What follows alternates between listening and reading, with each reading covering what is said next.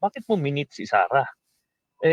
Alam mong binastos niyan si Senator Risa kamakailan lang. Tas alam niyang she is about to be impeached, 'di ba?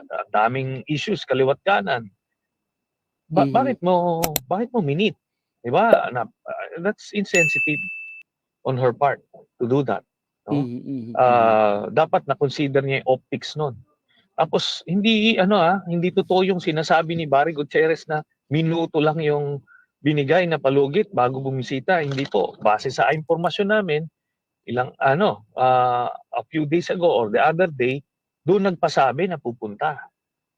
So talagang may kwento, may Preparado paabiso, oo, preparado, tama, Sen. Preparado, oo. Alam nila, no? Kaya itong damage control na lang itong ginagawa ni Barry Gutierrez.